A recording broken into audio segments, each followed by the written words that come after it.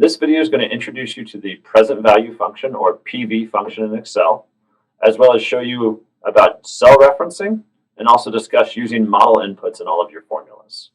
To do so, the example is going to be based around valuing an annuity. All right, an annuity is an instrument that's going to pay you a set cash flow for a set number of periods. So in this example, we're going to receive $100 for 10 years at a 5% rate of interest. So fortunately, that is what the present value function in Excel does. And so I'm going to start out by typing PV for the present value function. And right away, we see what inputs it wants from us. In this case, it wants a rate, a number of periods, and a payment. So there, I zoomed in a little bit to the formula so you can see it a little bit better.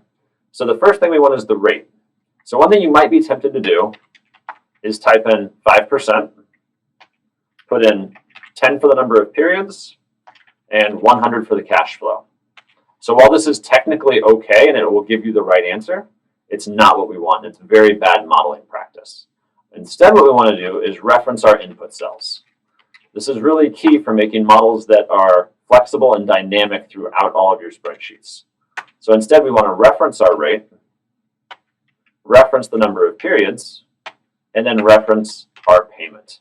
Right? We're always going to want to use these references to cell inputs rather than hard-coded numbers where we're actually typing the numbers into cells.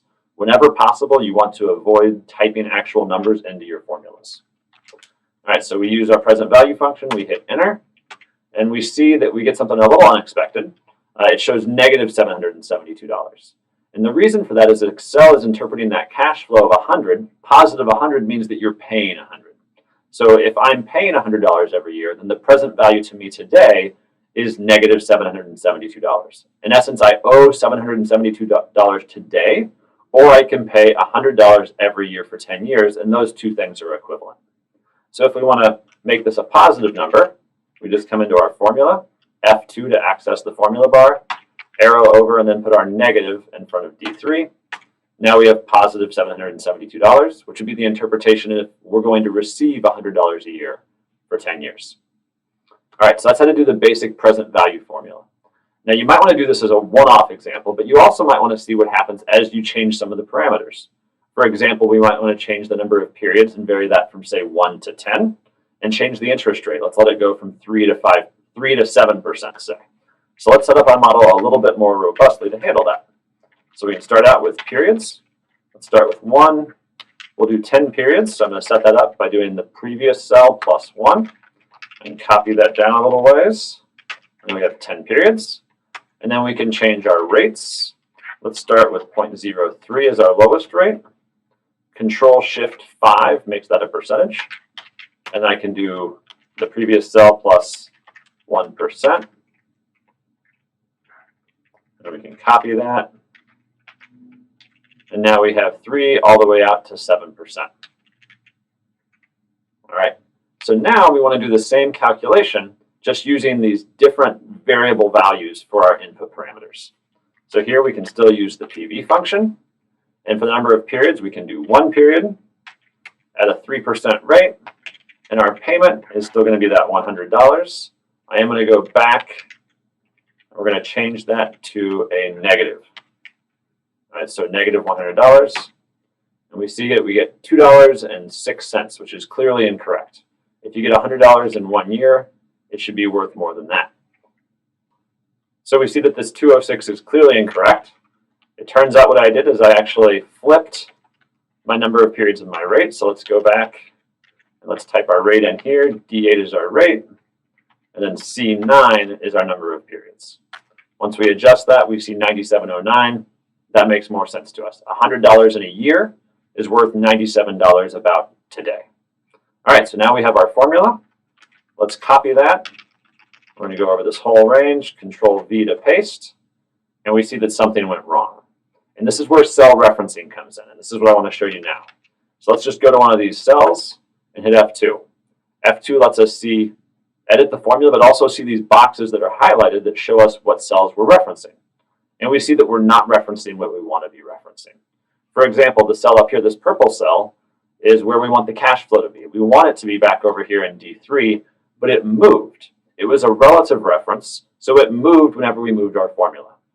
So as a result, we need to go back to our starting cell, and let's change that D3 reference to an absolute reference, or we're locking the cells.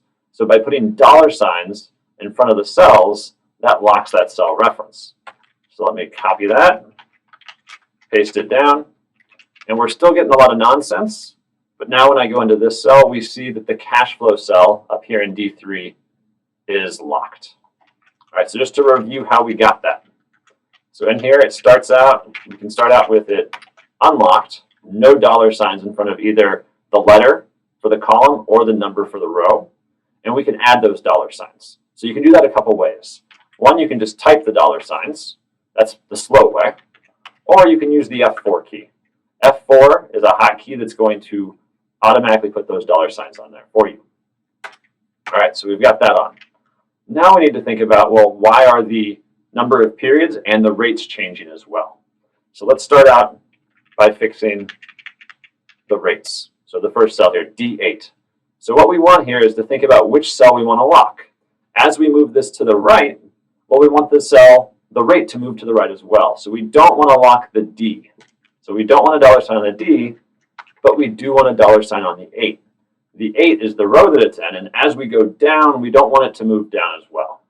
So when we lock that, we copy it and paste it across. Let's go to one of our cells. And now we see that we're properly locking the cash flows. That's okay up here in D3. We're properly locking the rate in row 8, but we're allowing it to flexibly move across the columns. But we still have this problem with our periods. So we need to lock our periods as well. So let's go back one more time. In our periods, we always want that to stay in column C. We don't want it to move as we go to the right. We want it to stay in column C, but we want the rows to change from 9 to 10 to 11 as we go down in our spreadsheet. So in that case, we want a dollar sign in front of the C. So let's copy that and paste that down. Now we see we got present value formulas working for all of our different rates as well as all of our different periods.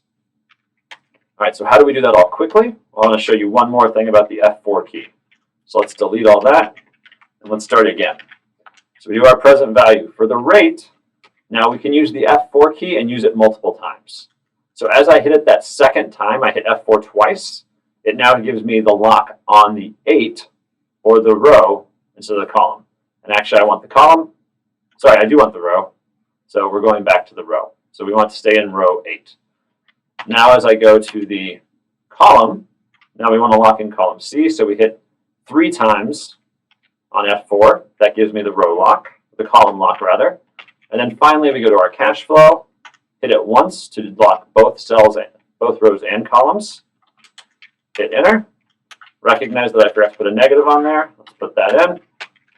Copy that all the way down and paste. And now we have that whole spreadsheet filled again. Again, using as few strokes as keystrokes as possible and not really using the mouse at all.